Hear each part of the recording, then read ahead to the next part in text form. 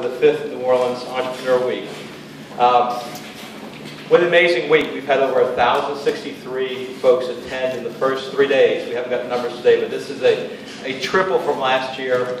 We've worked with over 600 local entrepreneurs of that group, allocating about 7,900 hours of consulting, about $1.2 million in capital.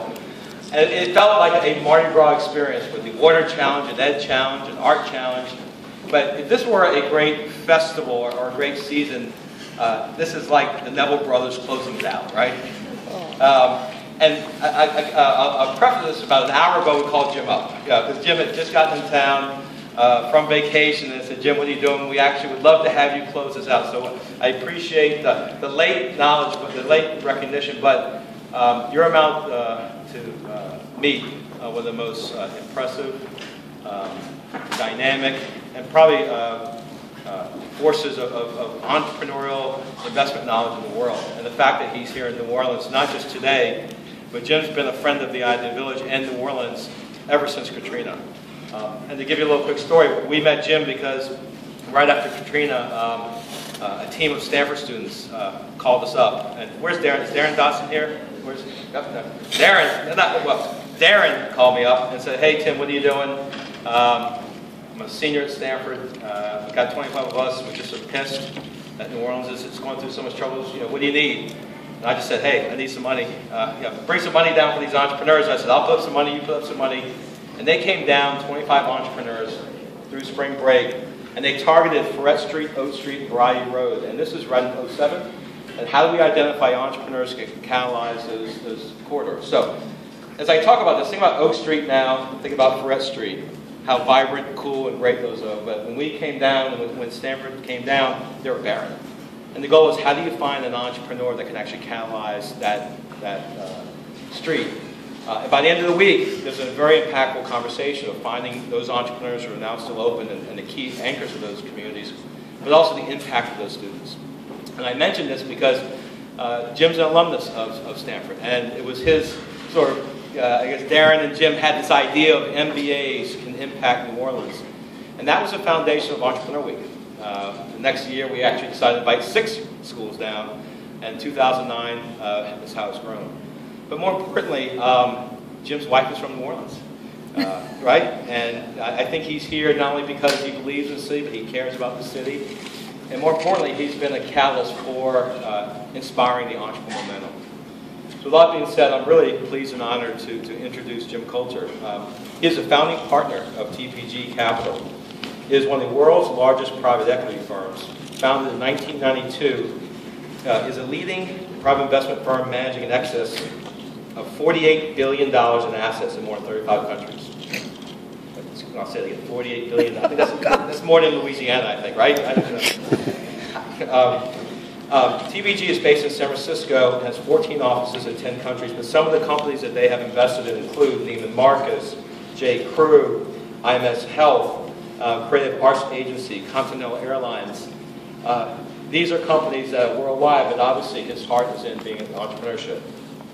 He's a 1982 Phi Beta Kappa, summa cum laude graduate of Dartmouth College. He went on to receive his MBA from Stanford Graduate School of Business, where he was named the R.J. Miller Scholar. And the most important thing, as I said, his family's rooted in New Orleans. He cares about New Orleans. And he's been a great friend of the Idea Village, of the entrepreneurial community, but mine personally, of really believing in us, growing us, and basically saying that we could be one of the greatest entrepreneurial cities in the world. So with that, I'd like to remember Jim Coulter.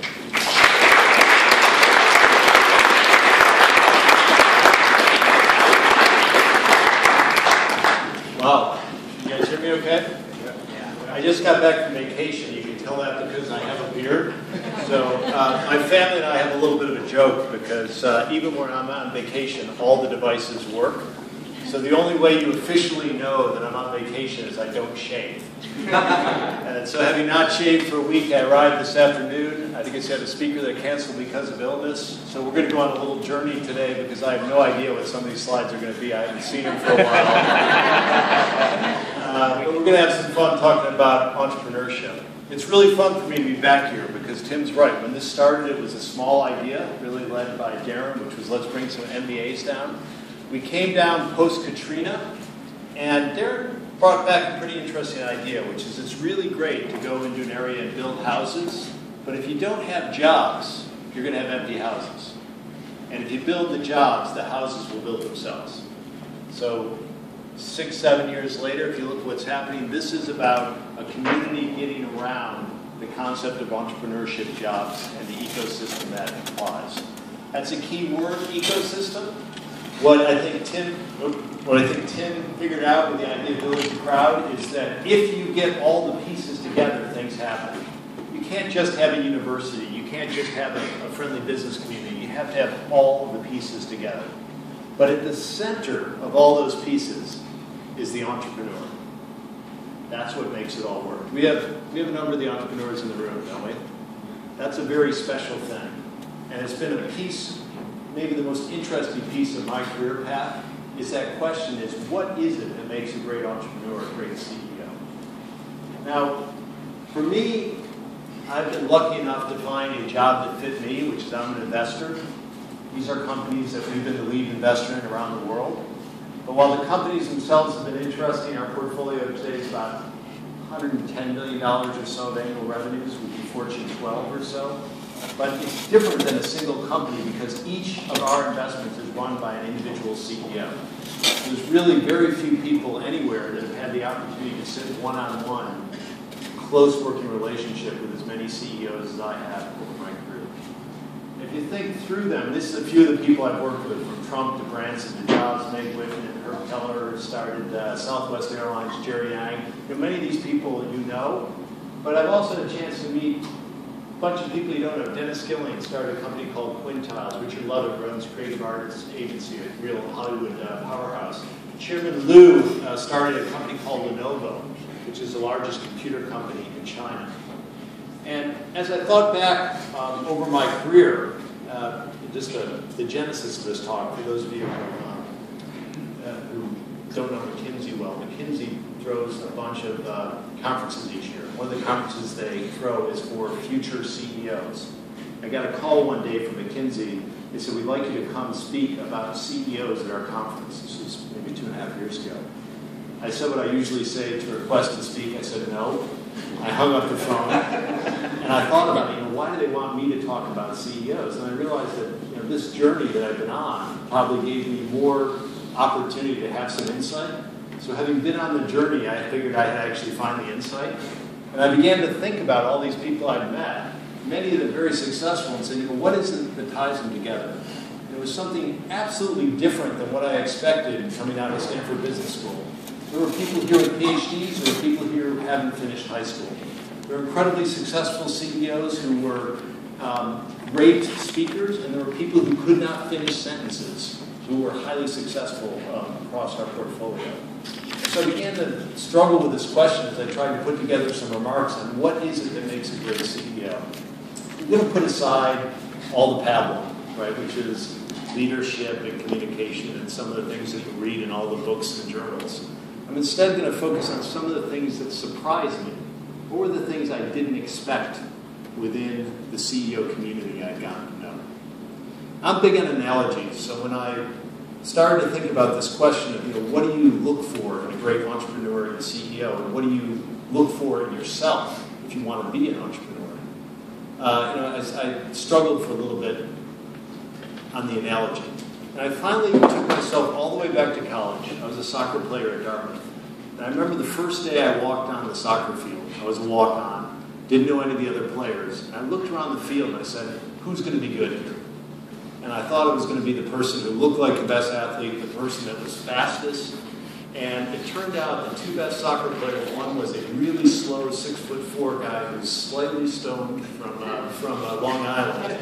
The other was a guy who was a 5'4" Chicago guy who grew up in Korea, who was the second slowest team on the team. Those were the two best soccer players on the field. Totally different than what I expected. They were the athletes. And the analogy that came to me is, in some ways, entrepreneurs and athletes have a few things in common. They're very broad categories, and if you talk about an athlete, you understand that you can mean a lot of different things. But there's some characteristics within athletes that tend to make them special.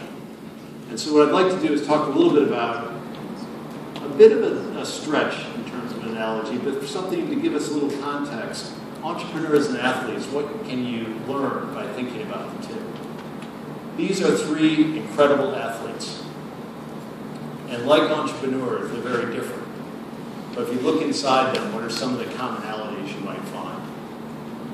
So I'm going to take you through 8 quick ideas here, just for you to think about. The reason I want to do this is since so many of you are entrepreneurs yourself, it's hard to look inside yourself and say, am I an entrepreneur? But most of us realize that if we find the right sport, the right situation, we can be athletes. We train ourselves, we can be better at what we do. Some will be better than others, but there's a huge number of similarities and things in my observation. And I'd ask that you use this as a possibility to make your own list as to what you think the unexpected parts of CEOs and entrepreneurs are. First, the question of fit. When I came out of Stanford Business School, I thought that there was the concept of the Uber CEO, right? If you could run something, if you just went to Stanford or Harvard or someplace like that, you could be a CEO anywhere. Think for a second about these two athletes, Michael Jordan and Jerry Rice, one of my personal favorites. I don't know if you remember, but later in their career, they took a little detour. Michael Jordan decided at the top of his game in basketball, he decided to be a baseball player. And Jerry Rice, immediately after retiring from football, declared himself a professional golfer. Michael could not hit the curve. One of the greatest athletes of my generation, basically, failed miserably when he got in the wrong sport. And Jerry Rice never made a cut in a professional tournament. This, I think, is the key issue, which is fit. A great entrepreneur is a great entrepreneur because they find the right situation. This is something I see people really get wrong. People want to be a CEO or an entrepreneur. They don't care what company they're in. They make a huge mistake in doing that. In the big company world, one of the most famous CEOs of the past few years was Jack Welch at GE. And Jack believed that if you train people correctly, that they could be a CEO at most anywhere. And any time we at TPG went to look for a CEO, we felt badly if we did not have someone on our list to consider from GE. The concept of the Uber CEO. If you look at it, they sent people out of the mid-ranks of GE to be CEOs at all these companies, and all of them failed. Because it is not the case that every person can fit in every situation. And so I've come to believe very strongly in fit. If you want to be successful, it's not just about the job, it's about you. My gray hair has gotten me to the point now where people come and actually ask me for career advice, particularly younger people. And they're always a little shocked when they say, I've got this job offer, should I take it? My first question is, tell me about you. It is not about the job. It is about you in the job. It's about fit. I find time and time people want to do the wrong thing. Big company guys or women want to work in small companies. Marketing people want to do tech. Tech want to do marketing. It's about fit. So the great CEOs find the right place for them. And for those of you who want to be entrepreneurs, make sure you understand what problem you want to solve and where your individual skills really fit. It's not just about you. It's not just about the job. It's about the fit. Second point, bounce from adversity. I used to love to see people who had a never-ending path of success on their resume. Now they scare the hell out of me. If you go to Silicon Valley, most of the great entrepreneurs are on their second or third company, and they wear their failures like a badge of honor on their arm, because that's how you learn. When we invest with a CEO, I love to see someone who has had some major problem in their career. Because if you have not failed yet, if you have not failed in business, you have not failed in business yet. There will be some big mistake somewhere in your career, and I want to know how you deal with it. We had Bill Walton here a few years ago speaking. He's an incredible athlete, but if you ask Bill Walton the seminal moment of his successful career, it's when he lost the last game of his college career, when he had a chance to go 4 for 4 in the, or 3 for 3 in the NCAA tournament. And that loss is what drove him to essentially go back in through an immense amount of operations and pain and eventually become a champion of the Portland Trail Blazers. What made him special was the hard times he'd gone through. Some of the great CEOs or investors I know, Jamie Dimon, kind of banker of the moment. Jamie is basically failed miserably, was kicked out of Citibank. If you remember, Mickey Drexler was essentially let go at the Gap after building it into the company that dressed America. Richard Rainwater, one of the most successful investors I know. You sit down with Richard, he will tell you his first 3 investments all went to zero. So what I'd like to see is people who have actually had a hard time, because you won't know how they're going to react until you've seen that moment. One of my stock interview questions is, when have you failed miserably and let people down? And if you don't have an answer, I want to know why not. Slightly maniacal edge. Everyone tells you to be focused, and you sort of expect to see focused CEOs. But I was interested as I ran into a number of people that they had very different personalities. Many of them were very stable. But when you scratched at them a little bit, you found that underneath almost all the successful ones, there was this slightly maniacal, almost weirdly focused edge. I don't know if you're a basketball fan. This is a former MVP of the NBA. He's about 6 feet tall. He's a Canadian, Steve Nash. Looks like a choir boy. This is a snapshot of Steve Nash in the middle of the game. All right, so Steve can look like the nicest guy in the world, but do not mistake for a moment what a competitor he is on the court. And what I like to look for when you look for entrepreneurs as CEO is just to scratch at it a little bit and see whether that edge is there. And if there is not an edge there, if you can't get a little bit of a bristle in an interview, then that may not be the right person for you. My favorite, oh, by the way, this is, forgot this slide was in here, but we'll check to see if the videos are working.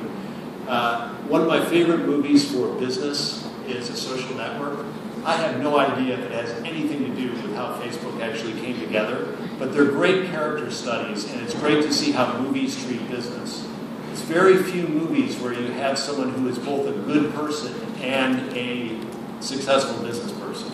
So this whole movie is set up with Eduardo, who is the CFO, and the Zuckerberg character, and they kind of joust, and you have a personal connection with Eduardo that you feel sorry for. But if you watch the movie as a businessman, Eduardo is wrong in absolutely every single moment. He wants to put ads on too early. He doesn't show up. They're building the company in Palo Alto. He doesn't come. Right? This is not the CEO. The CEO is the maniacal person who knows what's going on. This is a moment from the movie. Justin Timberlake playing the Seth Parker character, and so listen to this. I say it's time to start making money from the Facebook. Mark does a lot of advertising. Who's right? Can you turn it up a little bit? Neither of you yet. The Facebook is cool. That's what it's got going for it. Yeah. You don't want to ruin it. Watch Zuckerberg here, right? He's like, yeah. It's like you're throwing the greatest party on campus and someone's saying it's got to be over by 11. That's exactly. You don't even know what the thing is yet. How big it can get, how far it can go. This is no time to take your chips down. $1 million isn't cool. You know what's cool? You. $1 billion. So Eduardo's a nice guy, but watch Zuckerberg in the background, right? He's like, yeah, get it. That's the CEO. So my favorite CEO, maybe one of my top 5 anyhow of all time, is a guy you may have never heard of, named Michael O'Leary. Michael O'Leary, quick story, was an accountant in Ireland, and in a bankruptcy, he ended up with control over 5 aircraft. He didn't know what to do with it, so he started an airline called Ryanair. He had absolutely no experience, would have been the last person in the world that you would have chosen as a CEO. And in fact, you can't quite see down here, but his strategy and quote for you MBAs in the room is, all business books are bullshit, and most of them are written by wankers. I'm not sure what a wanker is. I think that's a technical term in Ireland. But Michael... What does it mean? ...has an absolute religious edge to the idea of cheap airfares. So his view is, if you can have low enough cost airfares, essentially people will come to you and you can revolutionize the business. And any of you who flew in Europe 10 years ago know that the airfares in Europe were extraordinarily high and no one could get them down. Now, it's one thing to say you want to cut costs, but let's spend a little bit and think about how Michael did it, because this is what a CEO, an entrepreneur, looks like. If you were going to start an airline, Darren, in Europe, where would you start? You would want to fly between London and Paris. So when Michael got his planes, he said, London and Paris charged me a lot of money to fly. So how would I reduce the amount of landing fees? So basically what Michael did is he called all the secondary all the secondary airfields in Europe. And he called up and he said, listen, I've got a plane. I can land it anywhere. And if I land it in your town, you're going to get money from parking, you're going to get money from your stores, you're going to get money from people, you'll create some jobs in your area. So rather than pay money to land in London, why don't we figure out how much you'll pay me to land my plane in your area?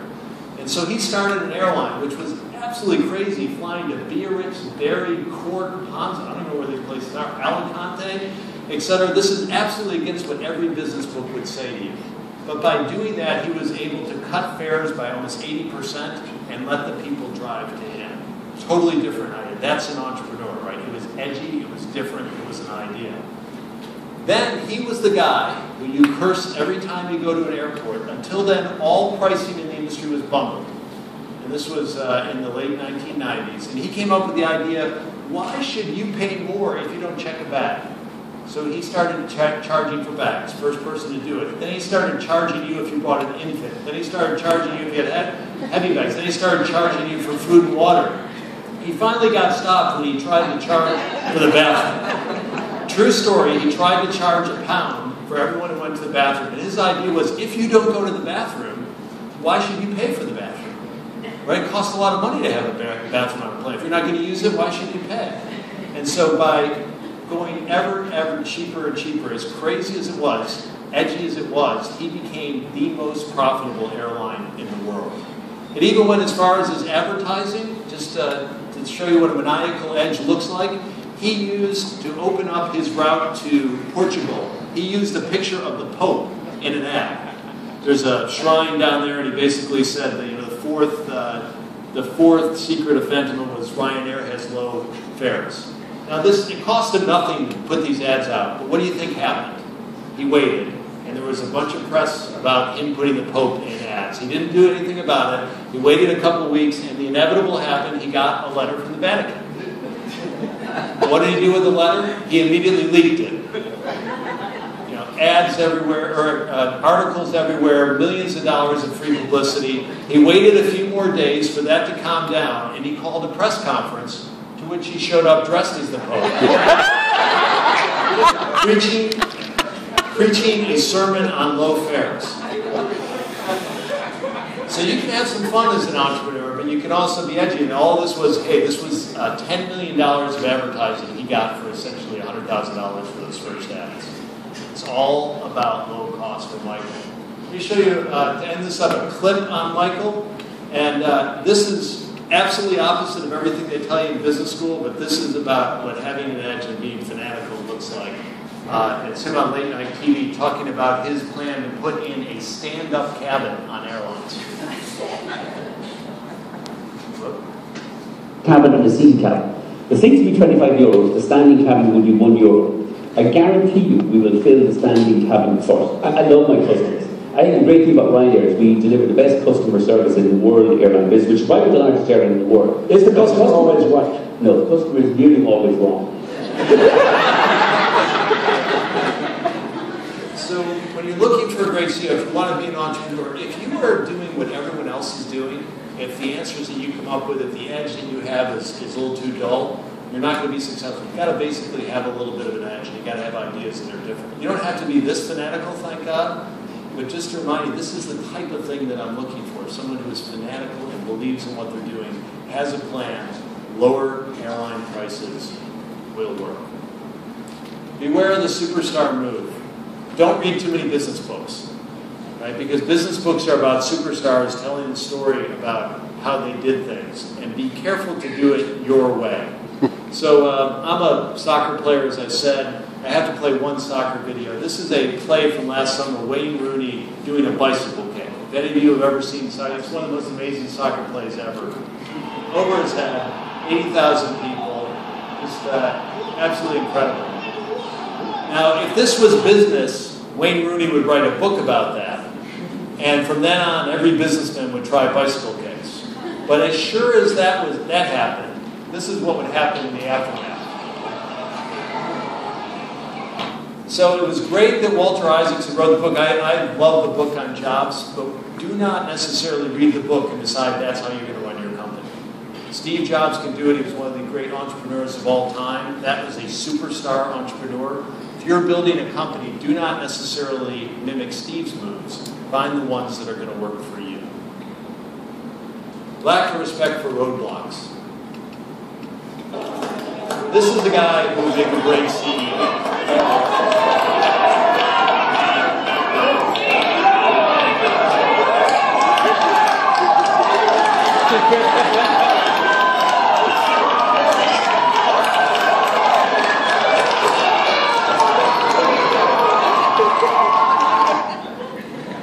So if you want to go back over time and look at great CEOs, legendary entrepreneurs, they're people that have chosen a roadblock and just refused to let it stop them.